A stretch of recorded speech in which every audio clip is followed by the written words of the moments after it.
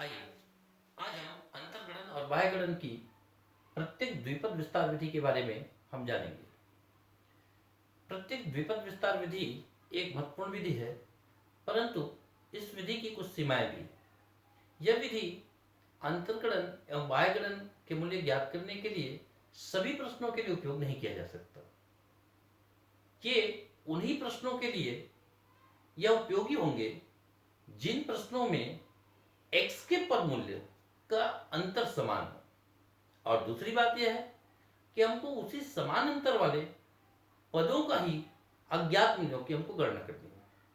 इस प्रकार से हम देखेंगे तो द्विपद विस्तार विधि के लिए दो शर्तें आवश्यक है। पहला, x के पद मूल्य समान अंतर पर स्थित हो, अंतर पर स्थित हो। और दूसरी शर्त है इस विधि का उपयोग करने के लिए कि समान अंतर वाले पदों का मूल्य ही हम इस विधि के माध्यम से ज्ञात कर सकते हैं। इस प्रकार हम देखेंगे तो इस विधि का उपयोग कई जगहों पे सीमित हो जाता है। हम इसको एक उदाहरण के माध्यम से भी समझने का प्रयास करेंगे। जैसा कि मैंने कहा कि x के पद मूल्य समान अंतर पर स्थित हो, और दूसरा मैंने कहा कि समान अंतर वाले पदों का मूल्य ही इस विधि के अंतर्गत ज्ञात कर सकते हैं। हम एक उदाहरण देखते हैं कि यदि x इज इक्वल टू 10, 20, 30, 40 और 50, इसी तरह से y इक्वल टू 25, 30, अज्ञात क्वेश्चन टैग 38 और 48 है। अब हम इस प्रश्न को ध्यान से देखें तो इसमें x का अंतर, पहले पद मूल्य है 10, दूसरा है 20, फिर 30, 40, 50। इस तरह से x का प्रत्येक पद मूल्यों में समान अंतर है। इसका मतलब यह पहली शर्त को पूरा करता है।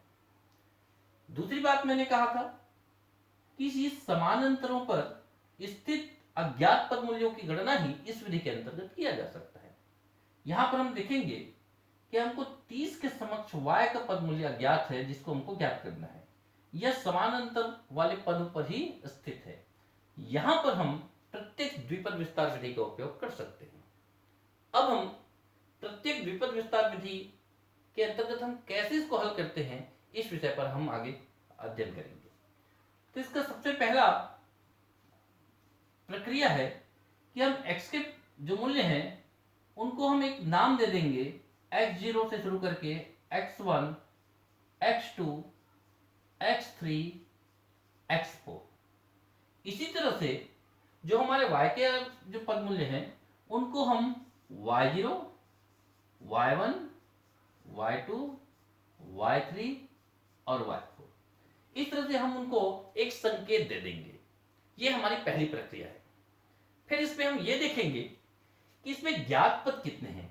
तो हम इस प्रश्न के माध्यम से देख रहे होंगे कि इसमें y के 1, 2, 3 और 4 ज्ञात पद हैं। तो हम ज्ञात पदों की संख्या, ये बहुत ही महत्वपूर्ण है, क्योंकि हम इसी के माध्यम से हम आगे समीकरण को हम तय करते हैं कि कितना घात होगा, समीकरण का घात कितना होगा। तो हम यहां पर देखते हैं कि ज्ञात पदों की संख्या 4 है इसमें। इसका मतलब ये कि हम 4 घात वाले द्विपद हम विस्तार करेंगे। तो हम देखते हैं कि द्विपद विस्तार हम कैसे करेंगे।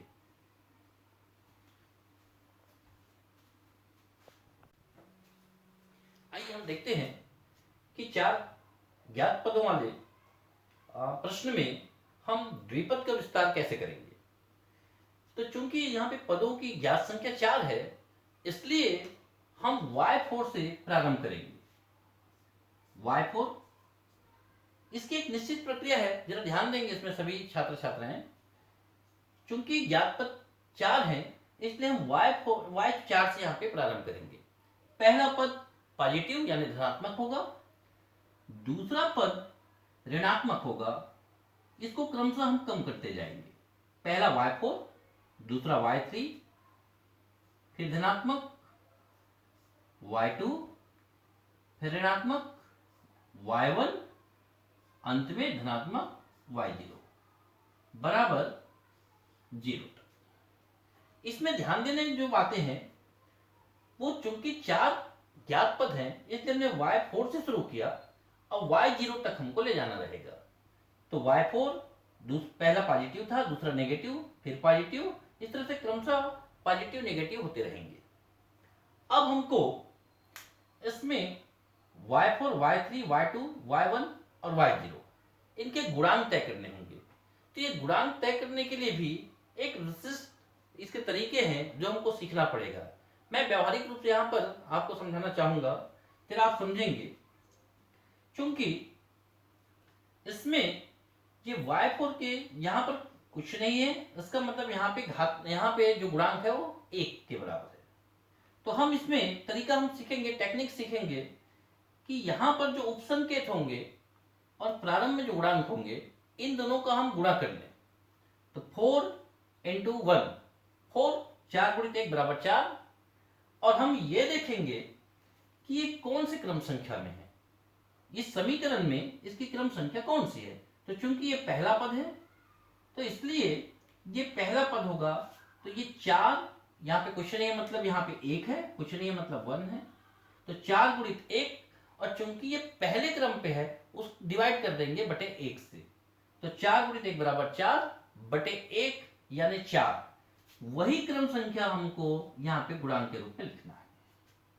अब आप फिर से ध्यान देंगे कि इसमें इसका गुणांक हो गया 4 और यहां पर इसका उप संकेत है 3। तो यहां पर हम टेक्निक फिर से वही अपनाएंगे कि 3 गुणित 4, इसका मतलब 3 चौक 12।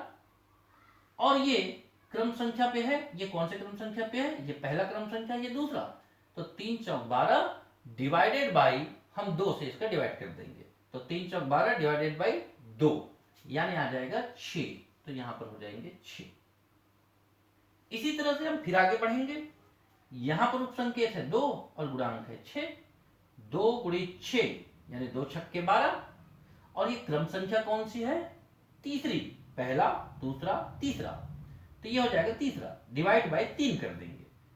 2 गुणित 6 यानी 12 और डिवाइड बाई 3 यानी 12 बटे 3 यानी 4। तो यहां पर हम गुणांक लिखेंगे 4। फिर हम आगे बढ़ें तो यहां पर हम देखेंगे 1 गुणित 4, 4 गुणित 1 यानी 4।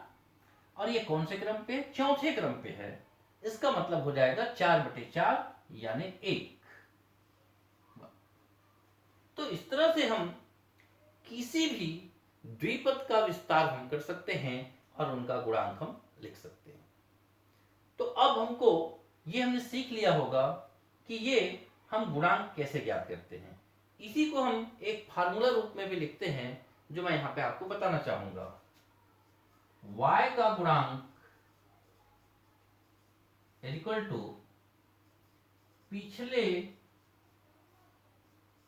y का गुणज इंटू पिछले y का उपसंकेत बटे पिछले y की क्रम संख्या। जो मैंने आपको अभी टेक्निक सिखाया है उसको हम फार्मूला रूप में इस तरह से लिख सकते हैं। चलिए अब हम इसमें देखेंगे y4, y3, y2, y1 और y0। इन सभी का मान जो हमारे प्रश्न में है हम ये सभी इसका मान यहां पर रख देंगे। चलिए हम इसमें लिखते हैं समीकरण में y के मान रखने पर। चलिए आगे हम देखते हैं। इन सभी में y4, y3, y2, y1 और y0 इन सभी में हम y के मान रख देते हैं। चलिए तो पहला हो जाएगा 1 इंटू y4। y4 का मान हम देखेंगे, y4 का मान हमारा है 48, तो 1 इंटू 48। फिर देखेंगे -4y3, -4y3। y3 का मान हम देखेंगे, तो y3 का मान है यहाँ पे 38, 38, तो यहाँ पे 38, 4 गुणित 38। फिर हम देखेंगे +6y2, +6 इंटू y2। y2 का मान चूंकि यहाँ पे अज्ञात है, इसलिए हम y2 इक्वल टू y2 ही रखेंगे, हमको इसका मान ज्ञात करना है। फिर हम आगे बढ़ें तो हम देखेंगे -4y1, -4 इंटू y1। y1 का मान हम देखेंगे यहां पर 30 है, तो ये 30 हो जाएगा। इसके बाद हम देखेंगे +1 into y0, +1 into y0। y0 का मान हम देखेंगे, तो y0 का मान है 25, बराबर 0। इस तरीके से हमारा द्विपद विस्तार का यहाँ पे समीकरण हमने विस्तृत रूप से लिख लिया है। अब इसको हमको हल करना है, चलिए हम इसको हल करते हैं। देखें हम 1 गुणित 48 इक्वल टू 48, 4 गुणित 38, इसका मतलब हो जाएगा आपके पास 8 चौक 32, 3 और 4 3 12 और 3 15, 152। फिर हो जाएगा +6y2, फिर हो जाएगा 30 गुणित 4 यानी 120, ऋण 120। फिर हो जाएगा 1 गुणित 25 यानी 25 बराबर 0। अब देखेंगे इसमें 6y2 केवल एक चर पद है y2, बाकी सबको हम कैलकुलेटर के माध्यम से हल कर लेंगे। तो ये हो जाएंगे, ये पॉजिटिव है, ये हो जाएगा आपके पास 48 और 25 दोनों जुड़ जाएंगे, इसका मतलब हो जाएगा 73, और ये 152 और 120 हम इसको जोड़ लेंगे आपस में।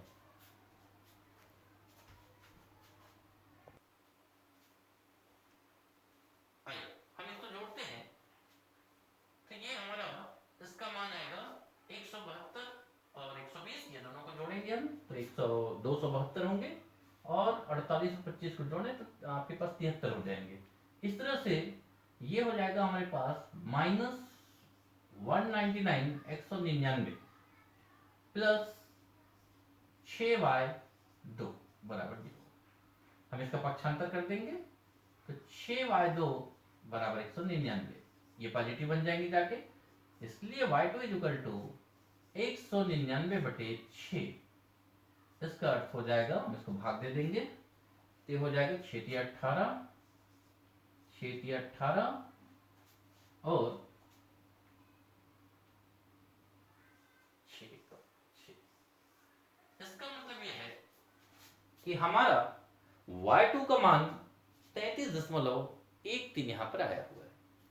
इस तरह से आप देखेंगे कि हम ऐसे प्रश्न जहां पे x के मान समानांतर पर स्थित हो और y के मान इन्हीं अंतरों पर स्थित किसी पद मूल्य हमको ज्ञात करनी हो, तो हम प्रत्यक्ष द्विपद विस्तार का विधि करके इस तरह आसानी से हम अज्ञात पद का मूल्य यहाँ पर ज्ञात कर सकते हैं।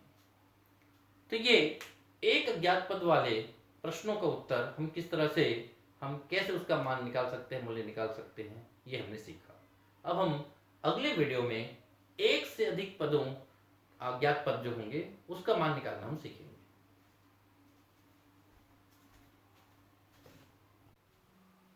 आइए अब हम प्रत्यक्ष द्विपद विस्तार विधि में ऐसे प्रश्नों को हल करना सीखेंगे जिसमें दो अज्ञात पद मूल्य हो। हम देख रहे हैं इस प्रश्न में 1990 से लेकर 1996 तक का यहाँ पर जनसंख्या दी हुई है, और हमको 1992 का जनसंख्या हमको ज्ञात नहीं है, और 1995 की जनसंख्या हमको अज्ञात है। इसमें भी आप देखेंगे कि वर्ष का जो अंतर है वो समानांतर, एक एक वर्ष का अंतर है, और हमको जो पद मूल्य ज्ञात करने हैं वो भी इसी तरह आपके पास समान अंतर वाले पदों में निहित है। तो इसमें हम प्रत्यक्ष द्विपद विस्तार विधि का उपयोग करेंगे। चलिए आइए सीखते हैं। तो हम इसमें सबसे पहले हमको जो ध्यान देने वाली बात है, मैंने पहले ही कहा है कि हमको सबसे पहले ये देखना है कि इसमें ज्ञात पद कितने हैं। तो हम देखेंगे y के कितने पद हमको ज्ञात है, 1 2 3 4 और ये 5। यहां पर ज्ञात पदों की संख्या 5 है, इसलिए हम ये ध्यान देंगे कि हमको जितने पद ज्ञात हो हम उतने ही घात वाले द्विपद का हम विस्तार करेंगे। इसका मतलब यह है, अगर हम सामान्य शब्दों में समझें, सरल शब्दों में समझें, तो हम पहले y5 से हम शुरू करेंगे। क्योंकि ज्ञात पदों की संख्या 5 है, इसलिए हम जो द्विपद का विस्तार करेंगे समीकरण, हम उसको y5 से शुरू करेंगे। y5 मैंने पहले ही समझाया है कि पहला पद धनात्मक होगा, दूसरा पद ऋणात्मक। पहला y5, फिर y4, फिर अगला फिर से धनात्मक, y3, फिर से ऋणात्मक, y2, फिर से धनात्मक, y1 और फिर से ऋणात्मक, y0। ये हमारा ट्रिक है। हम पहला वाला पॉजिटिव रखेंगे, फिर नेगेटिव पॉजिटिव, ऐसे करके हम आगे बढ़ाते जाएंगे। क्योंकि ज्ञात पदों की संख्या 5 है, इसलिए y5 से हमने शुरू किया है। अब जैसा कि पहले मैंने आपको ट्रिक समझाया है कि यहाँ पर कुछ नहीं है, गुणांक कुछ नहीं है, y5 का गुणांक कुछ नहीं है, मतलब यहाँ पे 1 है मान लें हम। तो 5 एकम 5 क्रम संख्या 1 है, इसलिए 5 एकम 5 और डिवाइड कर देंगे हम 1 से। इसका मतलब यहाँ पर आ जाएगा 5/1 यानी 5। यहाँ पर भी हम देखेंगे ये 4 है और ये 5 है, इन दोनों का मल्टीप्लाई कर देंगे तो 4 × 5 = 20। इसकी क्रम संख्या है इस समीकरण में दूसरा यानी /2, तो 5 × 20/2 यानी 10। तो इसका गुणांक हो जाएगा 10। फिर हम देखेंगे कि 3 × 10 यानी 30 और इसका क्रम संख्या है पहला, दूसरा, तीसरा, यानी इसकी क्रम संख्या है 3। तो 3 × 10 यानी 30/3 यानी हो जाएगा आपके पास 30/3 यानी 10। यहां पर इसी तरह देखेंगे 2 × 10 यानी 20 और इसका क्रम संख्या है 1 2 3 4 यानी /4, हम भाग कर देंगे 4 से, तो 20/4 यानी आ जाएंगे 5। अब फिर आगे देखें तो 1 × 5 यानी 5, क्रम संख्या है पहला, दूसरा, तीसरा, चौथा, पांचवा। इसका मतलब 5/5 यानी यहाँ पे 1। इस तरह से हमारा ये समीकरण बन गया। अब जैसा कि मैंने पहले ही बताया था कि हमारी प्रक्रिया में हम जो पहला पद होगा उसको x0 से यहाँ पे संकेत देंगे, x0, x1, x2, x3, x4, x5, x6। इसी तरह से जो हमारे पास जनसंख्या है, मैंने उसको बताया था कि y0 से हमको उसको संकेत देना है, y0, y1, y2, y3, y4, y5 और y6। ठीक है, अब हम इसमें आगे बढ़ते हैं। 1 × y5, तो चलिए हम देखते हैं y5 का मान कितना है। तो y5 का मान हमको यहाँ पे ज्ञात करना है, तो इसका मतलब y5 का मान यहाँ पर कुछ नहीं आएगा, हम 1 × y5 ही लिख देंगे। क्योंकि y5 का मान हमको यहाँ से ज्ञात करना है, इसलिए हमने y5 लिख दिया। 5 × y4, y4 देखिए तो y4 का मान यहाँ पे है 62 यानी 62, तो हम यहाँ पे लिख देंगे 62। फिर हम आगे देखेंगे प्लस 10y3, 10 × y3, y3 का मान देखेंगे तो यहाँ पे 56, तो ये हो जाएगा आपका 56। फिर हम देखेंगे कि -10y2, तो -10 × y2, y2 का मान हमको नहीं पता, y2 का मान हमको ज्ञात करना है, अज्ञात पद है, तो इसलिए हो जाएगा y2। इसी तरह से आगे देखें हम +5y1, 5y1, y1 का मान देखेंगे तो 40 है, तो हमने 40 लिख दिया। और अंत में है -1 × y0, इसका y0 का मान यहाँ पे है 32, तो हम लिख देंगे -1 × 32 इज इक्वल टू 0। अब हमें इसको सॉल्व करना है, हम कैलकुलेटर के माध्यम से इसको सॉल्व कर लेंगे। तो 1 इंटू वाई फाइव बराबर वाई फाइव ही हो जाएगा, माइनस 5 गुणित 62 यानी 310 प्लस 10 गुणित 56 यानी 560, फिर हो जाएगा माइनस 10 गुणित y, इसका मतलब माइनस 10 y2, फिर 5 गुणित 40 यानी 200 और माइनस 1 गुणित 32 माने 32 बराबर 0। चूंकि ये 10y2 और यहाँ पे y5 ये दोनों में चर हैं, इसलिए इन दोनों को हम छोड़कर बाकी जितने भी आपके पास यहाँ अचर हैं, जितने भी संख्यात्मक हैं, उन सबको आपस में हम कैलकुलेटर के माध्यम से जोड़ या घटा लेंगे। तो हम इसको लिखेंगे y5 माइनस 10y2, हम इसको आपस में जोड़ेंगे घटाएंगे तो हमारे पास जो आंसर आएगा वो होगा 418। तो हम इसको प्लस 418 लिख देंगे बराबर 0। अब हम देखते हैं कि ये दोनों चर वाले हैं, तो हम ये 418 को उस तरफ ट्रांसफर कर देंगे, पक्षांतर कर देंगे। तो y5 minus 10y2 is equal to minus 418 418।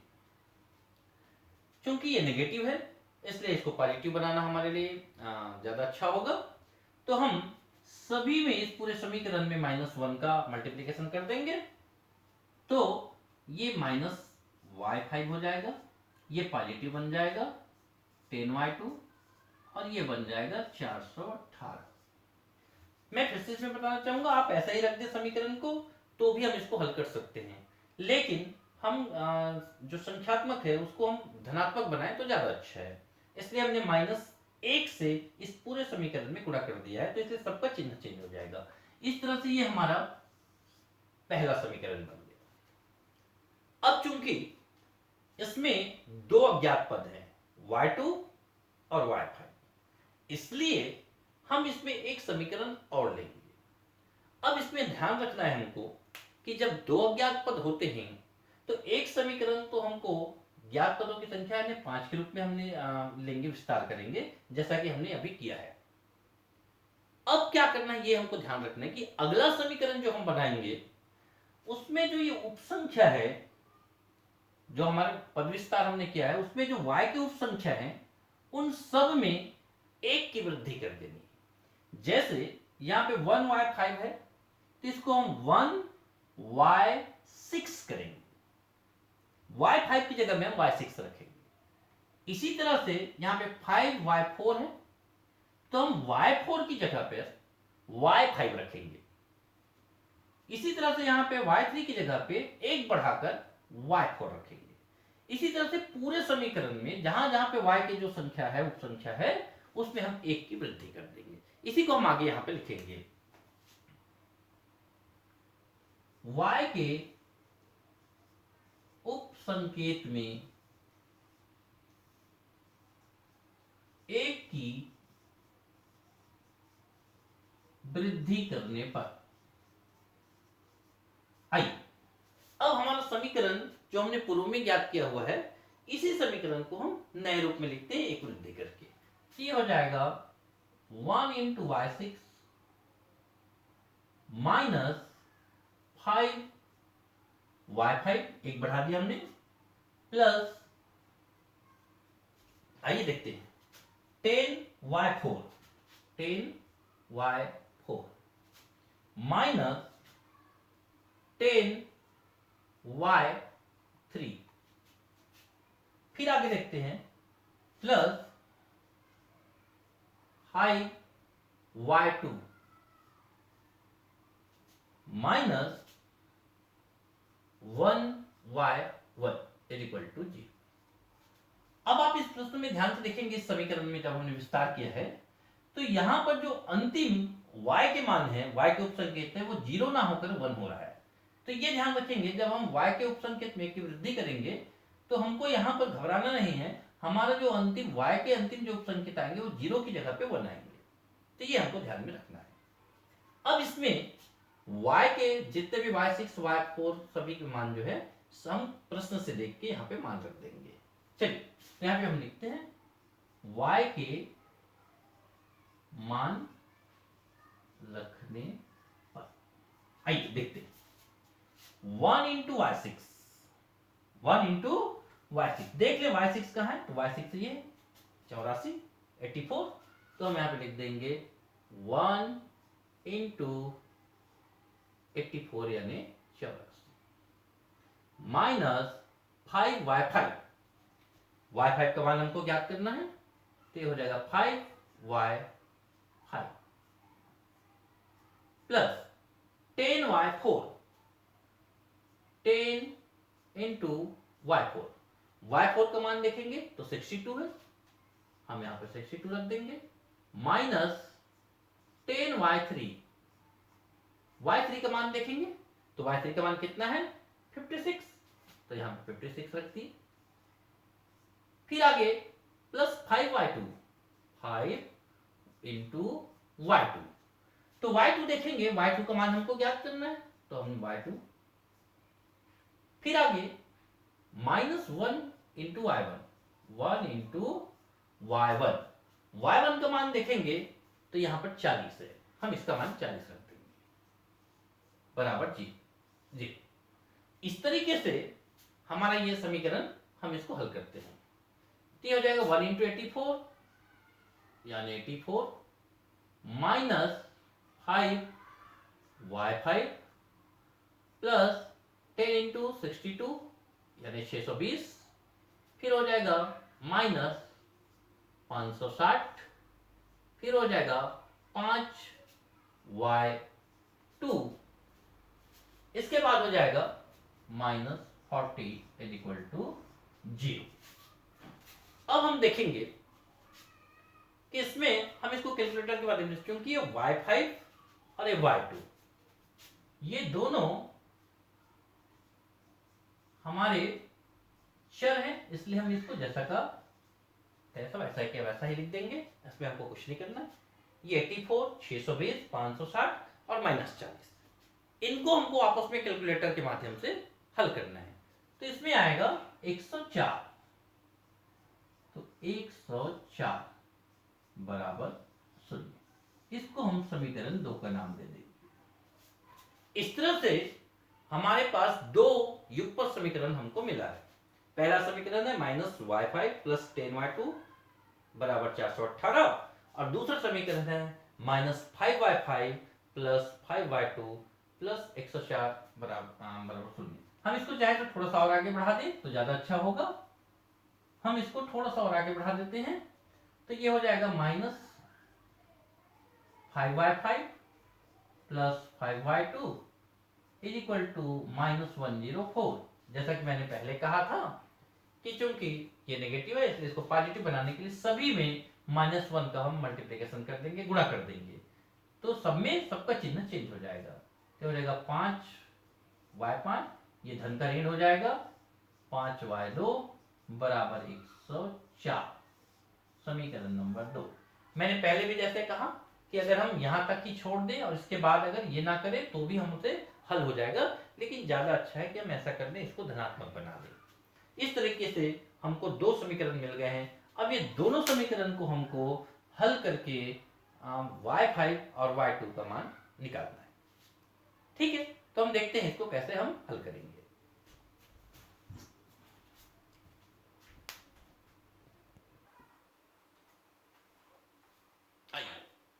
हम देखते हैं कि समीकरण 2 और समीकरण 1, इसमें y5 का गुणांक 1 है, यहाँ पे y5 का गुणांक 5 है, तो हमको दोनों गुणांकों को समान करना है, तो इसलिए हम समीकरण नंबर 1 में 5 का गुणा करने पर हम समीकरण 1 में 5 का गुणा कर देंगे और फिर उसको हम जोड़ देंगे। ये हम सब जानते हैं कि युगपत समीकरण में हम y5 या y2 दोनों में से एक चर की गुणांकों को समान करते हैं। हम इस विधि से हल करेंगे। चलिए, समीकरण 1 में 5 का गुणा करने पर, चलिए समीकरण 1 में हम 5 का गुणा कर देंगे, तो तो ये हो जाएगा -5y5 प्लस 50y2 बराबर ये हो जाएंगे आपके पास 2090। चलिए, ये समीकरण एक को हमने 5 से गुणा कर दिया, तो ये समीकरण नंबर आपका 3 बन जाएगा। और समीकरण नंबर 2 को हम घटा देंगे, इसमें आप समीकरण नंबर 2 को हम जोड़ देंगे। देखते हैं, हम ये समीकरण 2 को लिख रहे हैं 5y2 = 104। ये समीकरण नंबर 2 है। देखिए, अब हमको या तो y5 को हमको यहां से कटा के गायब करना है या फिर y2 को। तो चूंकि हमने इसके गुणांक को समान किया हुआ है y5 के, और ये नेगेटिव है ये पॉजिटिव है, इसलिए हम इसको आपस में जोड़ देंगे। आपस में जोड़ने पर ये 5y5 नेगेटिव है और ये पॉजिटिव है, इसलिए कट जाएगा। 50y2 में से 5y2 को हम घटाएंगे तो ये हो जाएगा 45y2 बराबर, हम इसमें चूंकि प्लस कर रहे हैं तो ये आपस में जुड़ेंगे, तो ये हो जाएंगे आपके पास 2194, इसलिए y2 का मान हो जाएगा 2194 भागित 45, जिसका मान होता है, देखते हैं कैलकुलेटर से इसको करते हैं। कैलकुलेटर से हम करेंगे तो इसका मान होगा 48.755, यानी हम इसको 76 मान लेते हैं। तो इस तरीके से हमको y2 का मान हमको मिल गया। इसका मतलब ये है कि हमको एक अज्ञात पद जो 1992 का है वो हमको 48.6 यहाँ पर मिल गया है। अब हम आगे देखेंगे कि y5 का मान कैसे ज्ञात करेंगे। तो स्पष्ट है, जैसा हमने पहले भी पढ़ा है युगपत समीकरण में, कि यदि एक पद हमको मिल गया हो तो हम किसी भी समीकरण 1 या 2 में मान रखने पर हमको दूसरे का मान मिल जाएगा। तो आइए हम ऐसा करते हैं।